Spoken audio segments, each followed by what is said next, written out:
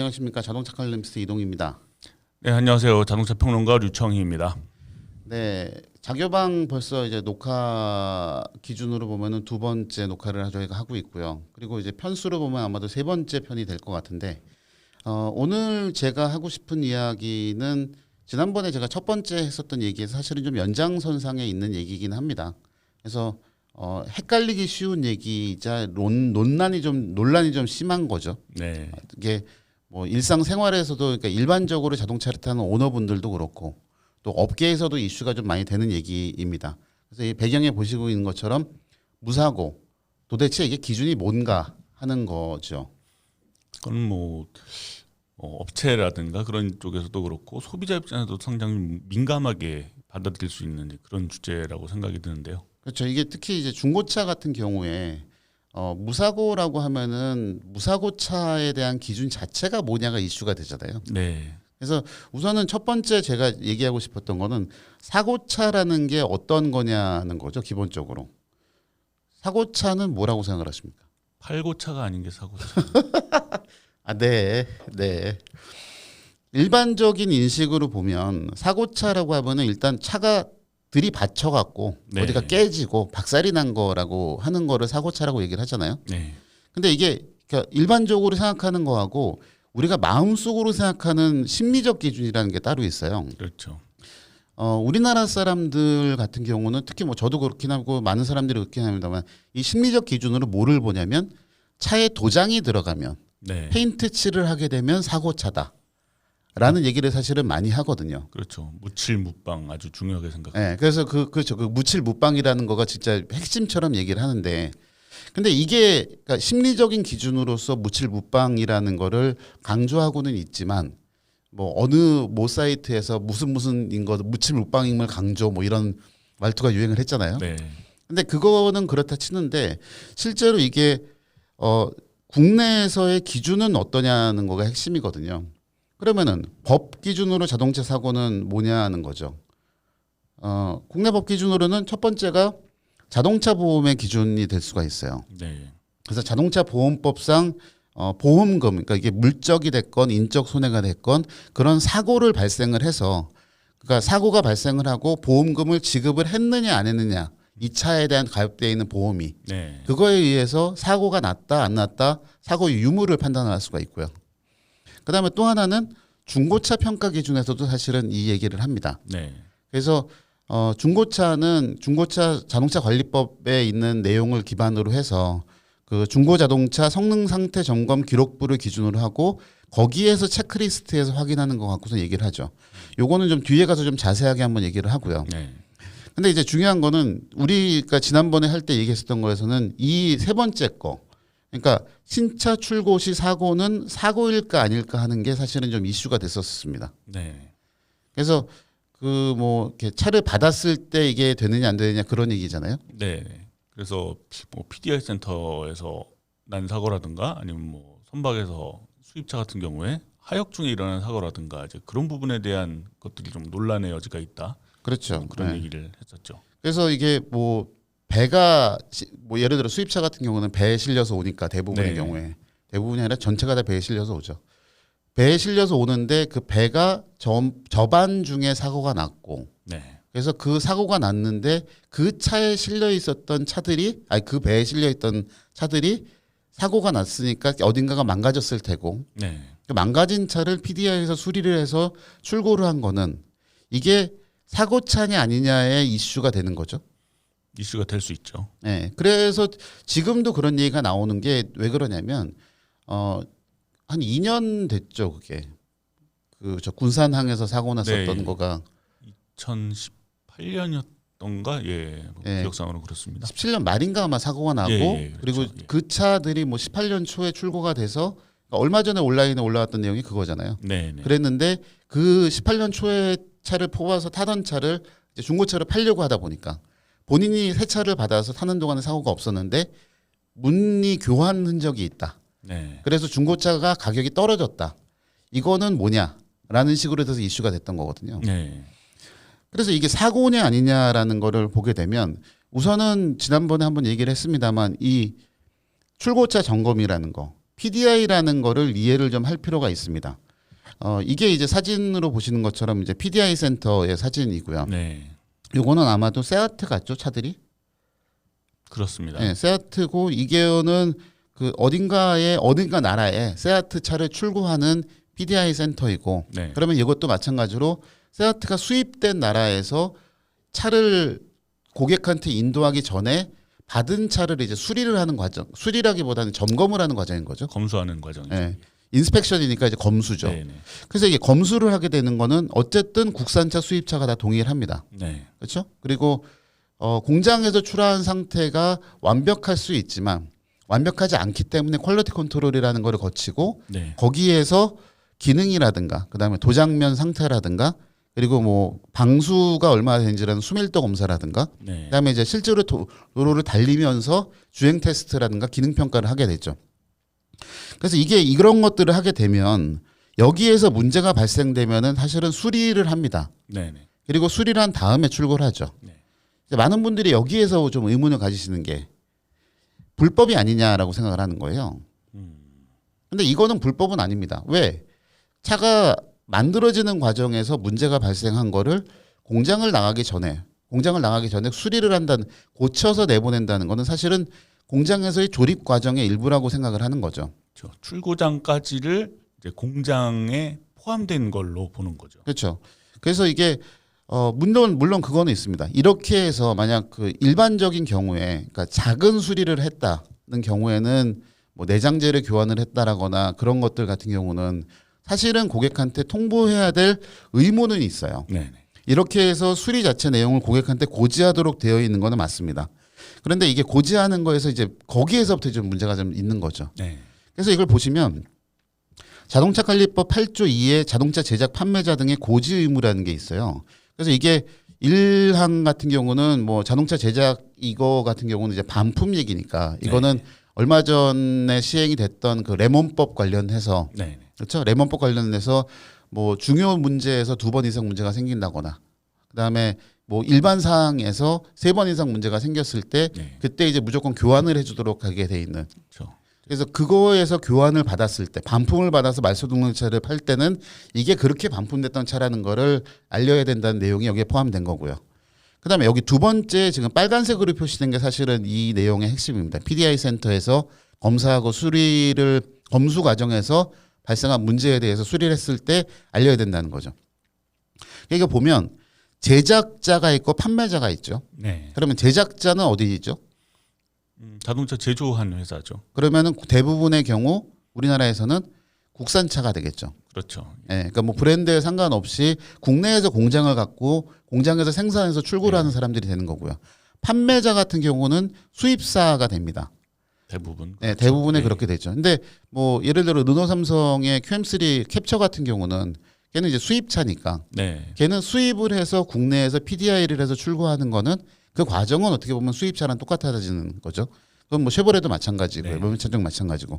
그래서 그 차들을 판매를 할 때 제작사의 공장 출고일 그리고 제작일을 말한다라고 되어 있어요. 네. 그 이후에 인도 이전에 발생한 고장 또는 흠집 등 하자에 대한 수리 여부와 상태 등에 대해서 구매자에게 고지하여야 된다라고 되어 있는 거죠. 네.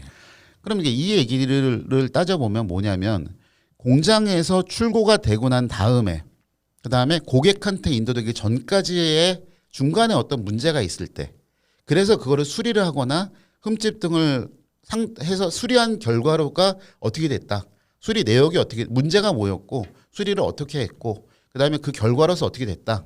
이거를 고객한테 통보를 해야 된다는 거죠. 근데 여기서의 문제는 그런 거예요. 애매한 법적 기준인 겁니다. 첫 번째 여기 나와 있는 것처럼 네. 그러니까 출고일하고 제작일이라고 돼 있는데 수입차 같은 경우는 출고일을 지금 국내에서는 PDI 센터에서 고객한테 인도되는 시점을 주로 네. 많이 얘기를 하죠. 왜냐하면 현지에서 만들어져서 운송 과정을 거쳤으니까. 네. 이거는 사실은 그것도 마찬가지, 국산차도 마찬가지이기는 해요. 그렇죠. 왜냐하면 뭐 예를 들어 뭐 지방에 있는 공장에서 만들어서 수도권 근처에 있는 출고장까지 왔다고 하면 그거는 어디를 출고를 기준으로 보냐는 거죠. 네. 그래서 이것도 좀 애매한 거가 있고요. 그다음에 국산차는 국내 공장에서도 출고하기 전 테스트를 합니다. 네. 그래서 이게 법적 기준 자체가 되게 애매한 거예요. 그런데 이거는 뭐 기사 몇몇을 찾아보면 국토부에서 이걸 해석을 어떻게 해줬냐면 무조건 생산인 기준이다라는 거예요. 네. 그러면 국산차 같은 경우는 공장 출고 이전에도 수리를 하기 때문에 그렇죠. 테스트를 하기 때문에 사실은 공장 출고된 이후에 고객한테 배송되기까지 해서의 문제만을 본다는 얘기가 됩니다. 네. 그리고 배송된 이후에 예를 들어 전시차로 왔어요. 네. 그럼 전시차로 와 있는 차가 뭐 차의 위치를 바꾼다거나 그다음에 그래서 위치를 바꾸기 위해서 전시장을 잠깐 나갔다가 다시 들어온다거나 하는 경우 그 경우도 이제 주행 거리가 늘어나겠죠. 그리고 그 과정에서 뭔가 흠집이 생기거나 문제가 생겼을 때 그거를 수리해서 다시 고객한테 판매할 경우에는 고지해야 될 기준에는 해당이 됩니다. 그렇죠. 근데 그렇지 않고 공장에서 테스트 중에 평가를 하거나 평가 중에 혹시 그 뭔가 사고가 발생을 할 수도 있고 거기에서 문제가 생겨서 수리를 하고 난 그러니까 하자 보수를 하고선 출고된 차는 그런 고지 의무가 사실은 국산차는 없는 거예요. 그런데 외산차는 어쨌든 운송 과정에서 생기는 문제들이 발생할 가능성도 크고 네. 수입차들이 그래서 그 수입차에서의 얘기에는 이것도 있습니다. 어디까지를 수리의 기준으로 볼 것인가. 그러니까 사실은 이 두 번째 거가 더 커요. 그러니까 저도 이제 그 수입차사에서 근무를 했었지만 이게 그런 게 있습니다. 미국 회사 얘기 말고 딴 데 얘기하죠. 그러니까 자동차 회사에서 차를 만들어서 출고를 네. 할 때 품질 기준이라는 게 있어요. 각 회사마다. 그래서 그 차의 외판 사이들 사이의 간극이라든가 네. 그다음에 페인트 표면에 정리하는 정도라든가 거기에 붙어 있는 먼지의 개수라든가 그다음에 페인트 도장면의 상태라든가에 대한 기준이 이 정도는 돼야 이거는 문제가 없다라고 판단하는 기준이 사실은 자동차 회사마다 다르죠. 네. 그리고 그 기준에 맞춰서 확인을 하는 게 바로 검수가 되는 거고. 그렇죠. 그런데 문제는 그 검수 기준 자체가 다르다면 이제 어떻게 되냐는 거예요. 그렇죠. 그러니까 예를 들어서 제 기억에는 그렇습니다. 1m 그러니까 페인트 도장면의 문제를 볼 때 그 기준이 있어요. 몇 룩스 정도 되는 조명 아래에서 그다음에 얼마를 떨어진 상태에서 봤을 때 어떤 크기의 점이 보이느냐 안 보이느냐가 기준이 됩니다. 그래서 그 도장면의 문제를 보는 거예요.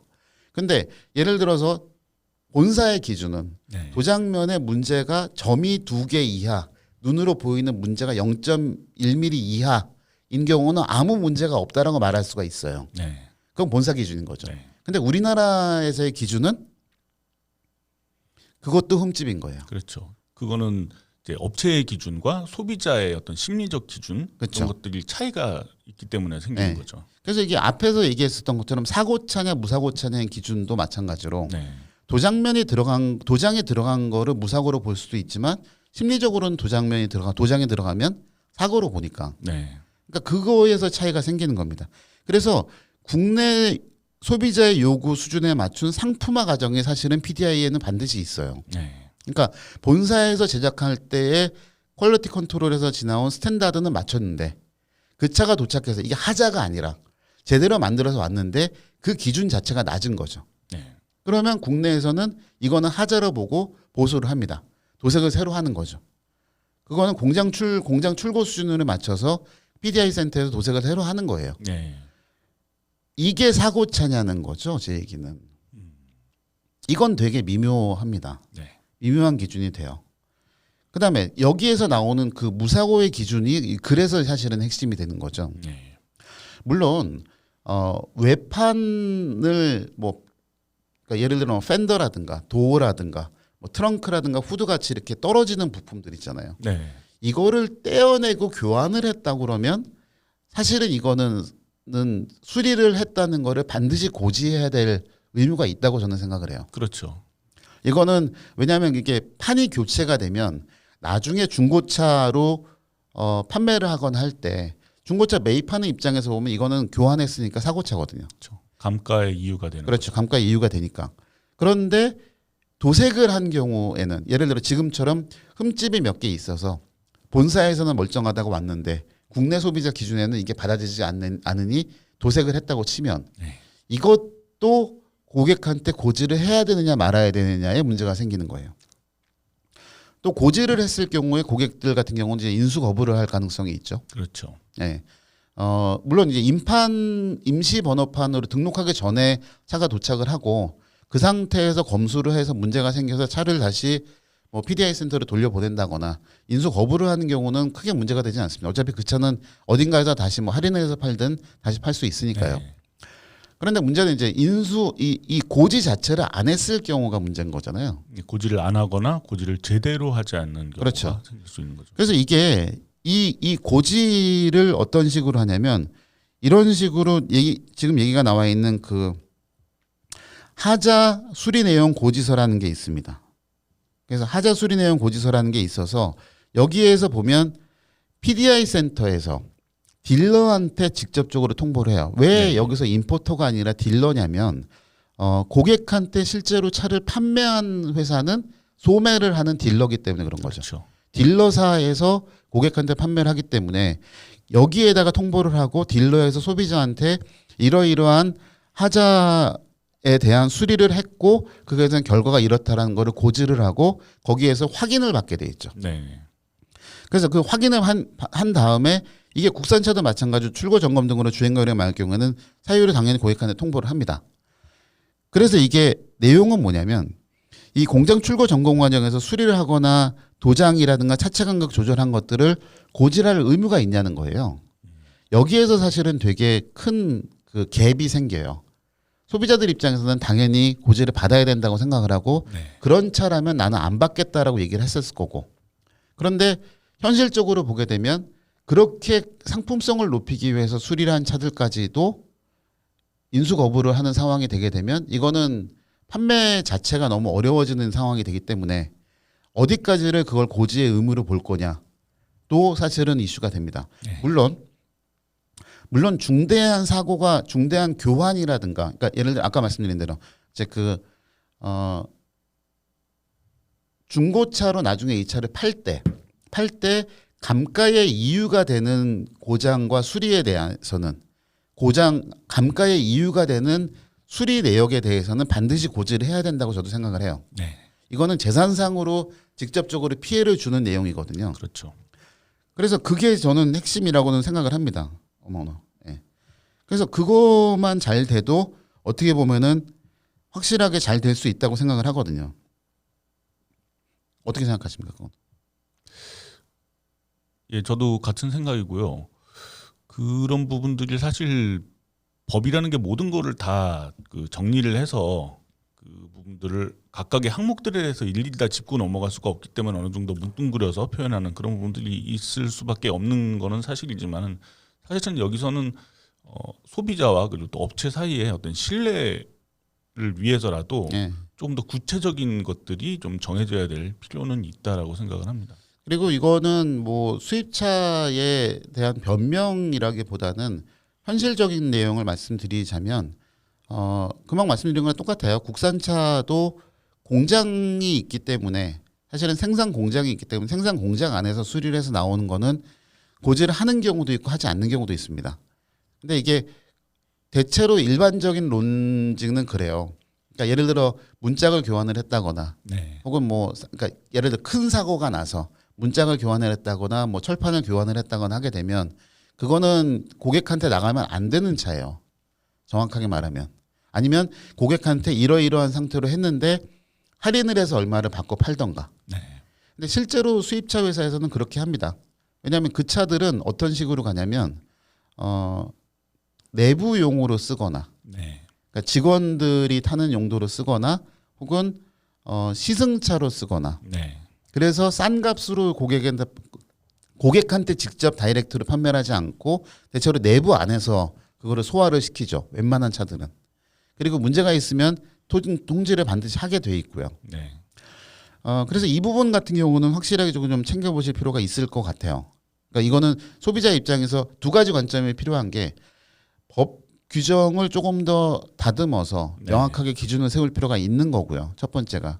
그다음에 소비자 입장에서도 지금 여기 있는 이 내용, 그러니까 신차를 인수할 때 같은 경우는 하자 수리 내용 고지서가 있는지 없는지 네. 그거를 발급을 받고 확인을 받아두실 필요가 있는 거죠. 나중을 위해서라도. 네. 또 판매하는 쪽에서는 그런 어떤 하자라든가 뭐 수리라든가 그런 부분들이 어떤 판매에 걸림돌이 될 거를 우려를 해서 조금 소극적으로 제시를 하는 네. 그런 경우들도 충분히 있을 수 있거든요. 네. 네. 근데 이게 현실적으로 보면 PDI 센터에서 이제 작업이 끝나고 차가 오는 경우에 그날 도착할 차에 대한 PDI 내용 정보가 그날 같이 오는 경우가 많아요. 네. 그러면 이제 수입차 같은 경우는 오전에 차가 도착을 하는데 도착해서 오전 왔는데 PDI 센터에서는 얘 도장면에 문제 있었고 앞엔더 도색했어요. 네. 라는 고지서가 통보가 온 거죠. 그러면은 딜러 입장에서는 그 차에 대한 앞에 말씀드렸던 이 하자 수리 내용 고지서를 만들고 네. 고객한테 그날 통보를 해야 되는 거예요. 그러면 어느 고객이 새 차가 올 거라고 생각을 했는데 그렇죠. 팬더가 도색한 차가 왔다고 그러면 누가 인수를 하겠냐고요. 괴롭죠. 그러면 판매사 입장에서는 이게 인수 거부의 100%예요, 사실은. 그러면 그 차가 예를 들어 뭐 6월 30일이나 6월 29일이어서 그 도착해서 그날 등록을 했어야 판매 실적이 잡히고 하는 경우라면 네. 이게 그거를 고객한테 알리고 자기 영업사원이 자기 돈 수당을 할인을 하던 딜러에서 손해를 보고라도 그 차한테 고객한테 더 할인을 해주고 출고를 할 수밖에 없는 상태가 되는 경우도 있거든요. 그거는 이제 수입 업체와 딜러 사이에서도 뭔가 문제가 될 수 있는 그렇죠. 그런 소지가 있네요. 예, 그러면 딜러사 입장에서는 뭐 분기 마감이고 분기 타겟이니 뭐월 타겟이니 그런 걸 달성을 해서 인센티브도 받고 보너스도 받아야 되는데 네. 그게 그런 차 한두 대 때문에 문제가 생긴다 그러면 이게 딜러의 수익성이나 운영에도 되게 큰 영향을 주는 거죠. 네. 그래서 이거는 좀 기준이 명확하게 돼야 될 필요가 있을 것 같아요. 네. 어쨌든. 그리고 소비자분들도 지금 이걸 보시는 분들도 그러한 내용이 있다는 거를 이게 왜 그렇게 된다는 거를 지금 설명드린 대로 이해를 좀 하셨으면 좋겠습니다. 그다음에 중고차 얘기는 이렇습니다. 중고차는 성능 점검 기록부, 성능 상태 점검 기록부가 핵심이죠. 네. 그래서 요 화면에 보시면 이게 좀 작아서 잘 안 보이실 것 같긴 한데 이 중고차 성능 상태 점검 기록부가 요게 좀 바뀌었어요. 네. 그래서 이게 작년에 한번 개정이 되고 올해 6월 말에 또 개정이 돼서 네. 지금 9월 달부터 시행될 양식이거든요. 요거는. 근데 그 내용이 몇 가지가 추가된 게 뭐 이게 전기차에 그러니까 자동차 점검을 하니까 네. 점검하는 내용 중에 전기차의 전기 시스템 점검하는 것들이 좀 추가가 됐고 네. 뭐 몇 가지 이제 확인하는 내용들이 추가가 됐습니다. 근데 여기서 이제 그 사고 기준을 보게 되면 요 왼쪽 아래 부분에 보이시죠? 왼쪽 아래 차 사진 있는 것들을 이제 확대를 하면 이렇게 되거든요. 그래서 이게 사고 교환 수리 등 이력이에요. 그래서 여기서 보면 중간에 요 밑에 부분에 사고 이력하고 사고 이력 있음 없음 요 느낌표 있는 부분에 있는 거. 네, 네. 보이시죠? 그래서 여기가 사고가 있느냐 없느냐가 있고 그다음에 오른쪽에 보면 단순 수리가 있냐 없냐가 있는 거예요. 그러니까 이거 여기서는 둘로 나뉘어서 봅니다. 네. 네. 사고 유무와 단순 수리 유무로 보는 거예요. 그래서 여기 있는 그 특이사항 4를 참조하라고 돼 있어. 이 특이사항 4를 가보면 얘가 사고가 난 차라는 거를 나누는 기준이 되게 미묘해요. 사고 이력을 인정하느냐 단순 수리냐를 나누는 거거든요. 요거를 좀 읽어보실 필요가 있는 게 사고로 자동차 주요 골격 부위에 판금 용접 수리 및 교환이 있는 경우를 한정한다. 그러니까 이게 무슨 얘기냐면 쿼터 패널이라든가 루프 패널, 사이드 실 패널 부위가 절단 용접을 하거나 그 이외에 세시라든가 뼈대라든가 바닥 플로어라든가 이런 것들이 판금이 되고 용접이 되고 수리가 됐으면 그러면 그거를 사고라고 인정을 하는 거예요. 사고 이력이 있다고 인정을 하는 겁니다. 네. 그런데 그게 아니라 지금 여기 있는 것처럼 후드, 펜더, 도어, 그러니까 프론트 펜더 네. 그리고 도어, 트렁크 리드처럼 떼었다 붙였다 할 수 있는 외판 부위 이거나 그다음에 범퍼 플라스틱 부품이죠. 이런 거에 대한 판금이나 용접 수리 교환 같은 거는 단순 수리이기 때문에 사고에 포함되지 않는다는 거죠. 나름 기준을 좀 더 명확하게 네, 명확하게 한 돼 거네요. 있어요. 네. 그래서 이게 그 중고차 매매 사이트 같은 데 가보면 무사고입니다라고 얘기하면서 네. 외판 교체, 그러니까 삼방 교체만 돼 있어요. 그러면 앞펜더 좌우하고 후드만 네. 바뀌어져 있어요라고 얘기를 하는 거죠. 범퍼까지. 네, 범퍼까지 그렇게 하고 그다음에 그 안쪽에 있는 프레임이나 이런 것들은 먹지 않고 걔네만 교환을 했어요라고 하면은 그거는 무사고차인 거예요. 네. 이 기준으로 보면 그렇습니다. 그런데 이제 상황은 그런 거는 단순 수리는 그래서 사고가 아니냐는 거예요. 앞펜더를 교환을 했다고 하면 앞펜더가 교환돼 있는 그 프레임이 네. 안 먹었을까요?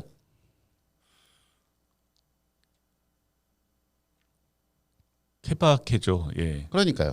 그리고 이 그 골격 부위의 판금 용접 수리하고 교환이라고 얘기를 하면 판금이라고 하는 거는 사실은 두들겨 패는 것도 있지만 불을 대서 당기는 맞습니다. 것들이 많잖아요. 네.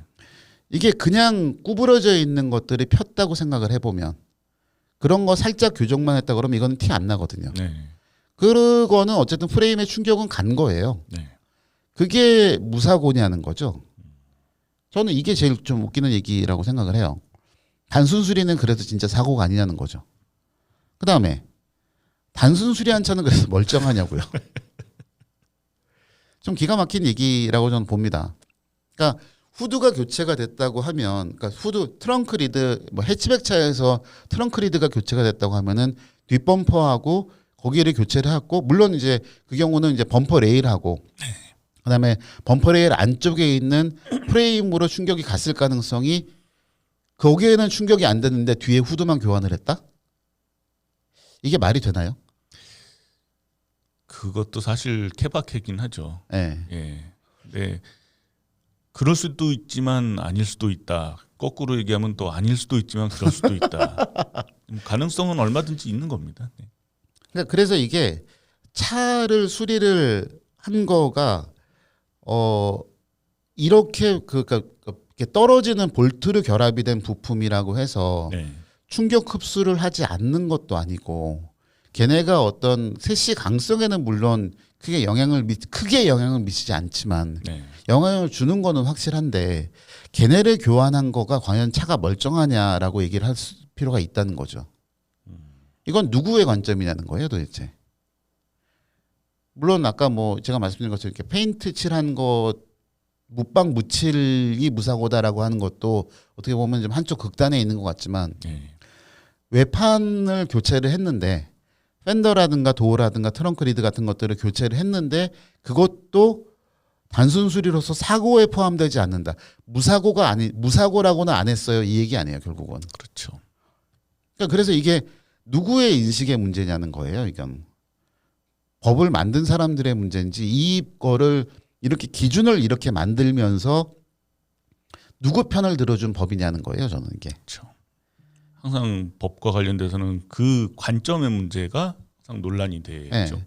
소비자 입장에서 보면 이거를 무사고라고 샀는데 만약 충격을 입은 차라고 그러면 사실은 손해를 볼 수밖에 없는 거고요. 그렇습니다. 그리고 그런데 이제 판매하는 사람의 입장에서는 무사고예요라고 말할 수 있는 법적 근거가 되니까 이게 되게 좀 개인적으로 보면 생각하면 좀 찝찝한 얘기라고 생각을 합니다. 네. 그리고 얼마 전에 갔었던 이제 어느 수입차 브랜드에서의 중고차, 그러니까 인증 중고차로 차를 이제 매입을 할 때 기준이 있었어요. 요건 좀 이제 이 사고 기준과 관련돼서 좀 몇 가지 얘기로 흘러가는데 중고차 인수 기준이 이랬습니다. 공식 판매된 차량이어야 되고 또는 6년 이내 혹은 15만 킬로 이내에 무사고 차라고 돼 있는 거예요. 네. 그래서 그날 현장에 있으셨지만 제가 물어봤죠. 네. 무사고 차의 기준이 뭐냐고 물어봤죠. 이게 되게 여기도 되게 미묘한 거예요. 중고차를 매매를 하면 자기네가 판매할 때 기준이 그런 거죠. 그렇죠? 그러니까 고객들이 와서 중고차 사업 인증 중고차 사업부에 와서 네. 차를 살 때 고객님 이 차는 무사고 차입니다라고 얘기를 할 거란 말이에요. 그렇죠. 그런데 그 무사고 차의 기준이 뭐냐고 물어봤더니 그게 유사고가 난 거는 외판을 교체한 것 이상이다라고 얘기를 하는 거예요. 네. 그러니까 사실은 이 앞에서 얘기했었던 그 중고차 그 성능 점검 성능 기록부에 점검, 나온 네. 거하고 거의 비슷한 얘기인 거죠, 사실은. 그래서 팬더를 교환을 하거나 도 이런 거를 교환을 했을 때는 사실은 무사고다라고 네. 얘기를 하는 거예요. 도어나 그런 것들을. 그러니까 교환을 하지 않고 걔네들이 판금 도색만 예. 했으면 판금 도색만 했을 때는 무사고라고 얘기를 하는 거죠.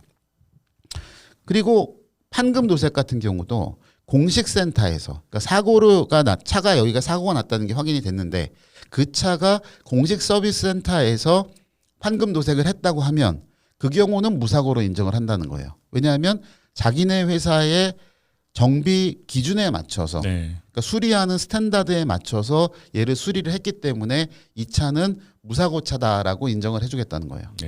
차라리 이거는 되게 좀 제가 보기에는 좀 합리적이라고 생각을 합니다. 나름 어떤 그 중고차를 매입하는 과정에서도 한번 필터링을 하고 그렇죠. 내보내기 전에도 한 번 더 필터링을 하는 나름 필터링의 과정을 거치는 그런 제품이라고 할 수 있는 거겠죠. 그래서 결국은 이게 여기서도 사실은 소비자들한테도 그 인식의 차이가 생기는 게 무사고라고 얘기를 하는 거가 이런 기준이라는 거예요.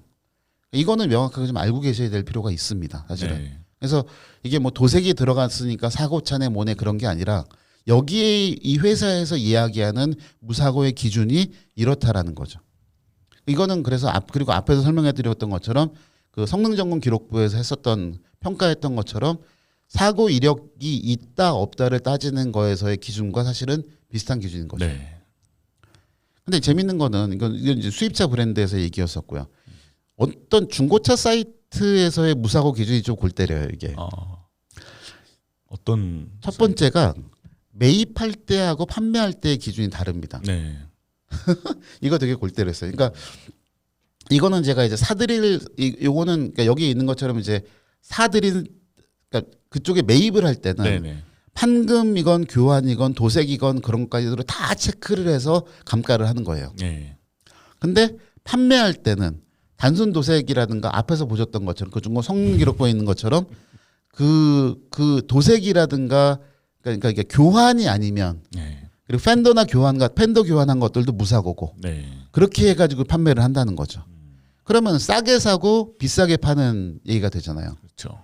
이거를 제보가 아니라 제가 통화를 직접 했던 그러니까 이 경우를 경험했던 사람의 얘기를 들어보니까 본인이 이 중고차 사이트의 센터에 가서 차를 샀어요. 살 때 무사고라고 산 거예요. 그리고 나서 센터에다가 또 차를 팔았어요. 그랬더니 거기는 유사고라고 깎아서 매입을 하는 거예요. 그러니까 이런 거지 같은 경우가 뭐냐는 거죠. 이게 사실은. 이거는 매입하고 판매가 기준이 다르면 무사고에 대한 기준이 다르면 이거는 그야말로 귀에 걸면 귀걸이고 코에 걸면 코걸인 거잖아요. 맞습니다. 이건 좀 너무한다는 생각 안 드십니까? 그다음에 바디온 프레임 차의 바디 전체 교체는 무사고다?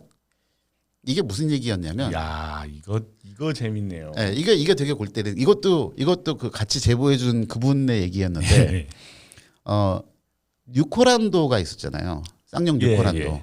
뉴코란도가 이게 바디온 프레임 타입이지 않습니까? 그리고 옛날 뉴코란도는 그 오픈카가 있었어요. 4인승 오픈카가 있었습니다. 그러니까 뒤쪽만 열리는 거긴 했지만 어쨌든 오픈탑이 있었습니다. 근데 그 오픈탑 모델은 파워트레인이 뭐만 있었냐면 가솔린 2.3하고 그다음에 저거 뭡니까? 가솔린 3.2하고 그렇죠? 그다음에 그 디젤 2.9 인터쿨러 터보만 있었어요. 그러니까 디젤 굉장히 약간 좀 고가 라인들만 있었던 거죠. 어쨌든 컨버터블이니까. 그래서 오픈 모델이니까 그랬는데 어딘가에 이 사람이 이제 그 차에 관심이 있어서 어디가 삐 처리해 주세요. 보니까 찾다 보니까 차가 되게 싸게 나온 차가 있는 거예요. 그래서 보러 갔죠. 가서 보니까 배기량이 2,300cc예요. 디젤인데 4기통 엔진이고. 이거 뭐지? 그러고선 사고 이력을 보니까 사고 이력도 없어요. 그래서 이거 뭐지 하고 보니까 그 프레임하고 엔진은 교체하면은 구조 변경을 반드시 받아야 되거든요. 바디 전체가 통으로 바뀐 거예요. 원래 그 차는 생산 이력을 갖고선 따져 보니까 5인승 하드탑으로 출고가 됐는데 2300cc 디젤 엔진을 얹고 어떤 사유에서인지 모르겠지만 이 탑을 5인승이 아니라 4인승 오픈카로 교환을 한 거예요. 통으로 바디만 바꾼 그렇죠. 거네요. 그래서 그거를 하면서 그것만 구조 변경을 받아놓은 상태가 된 거죠. 그러니까 원래 우리나라에서 그 자동차 구조 변경을 하게 되면 뭐 예를 들어서 뭐 엔진 출력이 떨어지는 경우라든가 네. 그다음에 승차 정원이 늘어나는 경우라든가 이런 것들은 아예 승인이 안 나요. 그렇죠. 예. 근데 얘는 바디를 교환을 하면서 승차 정원이 줄어든 경우이기 때문에 네. 아무런 문제가 없는 거예요. 늘어나는 건 문제가 되지만 그렇죠. 줄어드는 네. 거는 문제가 안 돼. 그래서 이 차는 정식 등록돼 있는 공장에서 만들어진 적이 없는 차가 있는 거죠. 그런데 얘를 무사고라고 팔고 있었다는 거예요.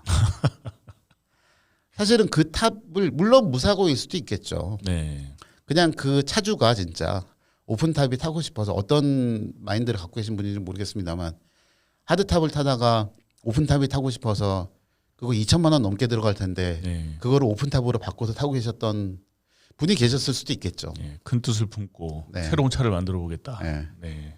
그런데 그거를 중고차 매매상에서는 바디 전체를 교환을 한 거이기 때문에 무사고다라고 말을 하는 게 이게 말이 되냐는 거예요. 네.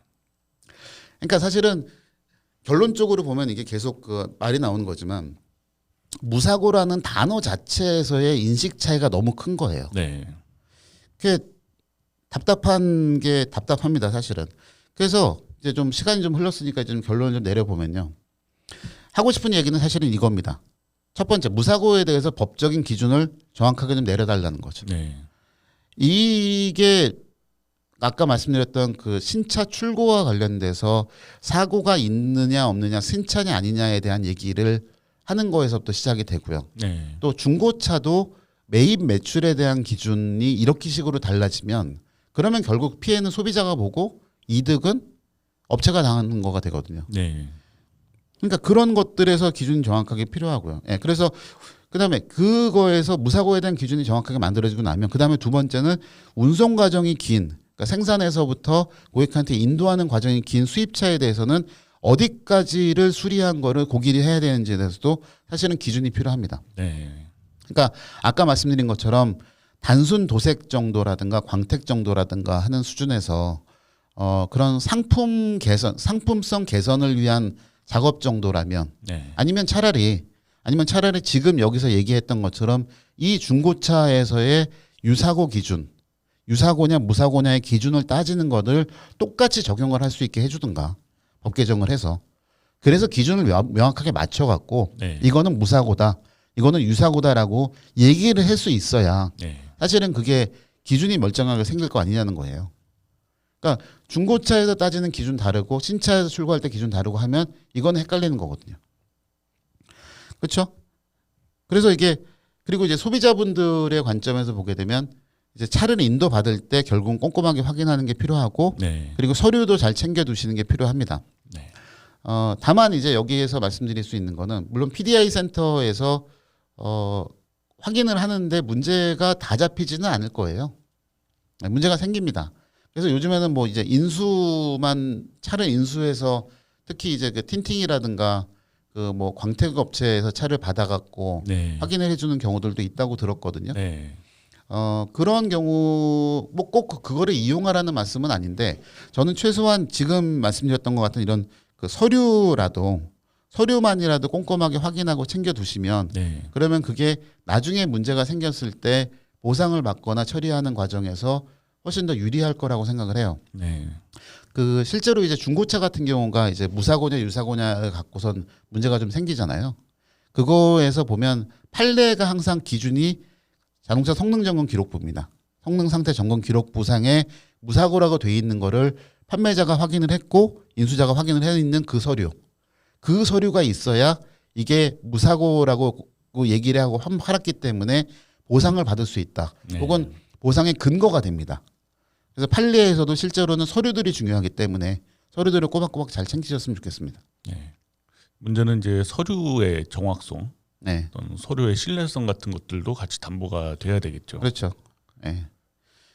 어째- 그렇습니다. 네. 네. 어쨌건 뭐 좀 안 좋게 얘기하자면은 그 업자분들의 말씀은 뭐 어느 정도까지만 믿으시고 적당히 걸러서 들으시고 소비자분들께서는 조금 더 신뢰할 수 있는 정보들을 바탕으로 해서 꼼꼼히 따져보시는 게 중요하다라는 그런 생각이 듭니다.